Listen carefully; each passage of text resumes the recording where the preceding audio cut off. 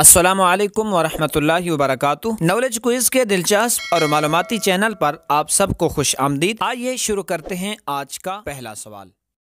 آج کا پہلا سوال ہے، بتائیے امام اہل سنت مجدد دین و ملت مولانا الشاہ امام احمد رضا خان رحمۃ اللہ تعالی علیہ کی ولادت بسعادت کس تاریخ، کس سن اور کس مقام پر ہوئی؟ صحیح جواب ہے، آپ رحمۃ اللہ تعالی علیہ کی ولادت بسعادت 10 شوال المکرم 1272 ہجری بریلی شریف کے محلہ جسولی میں ہوئی۔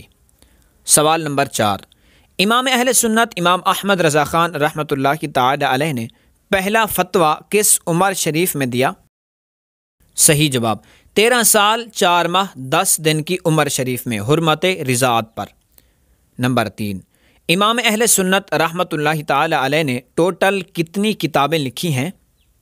صحیح جواب، کم و بیش 1000۔ سوال نمبر 2، امام اہل سنت نے پہلا بیان کس عمر شریف میں فرمایا؟ صحیح جواب ہے 6 سال کی عمر میں۔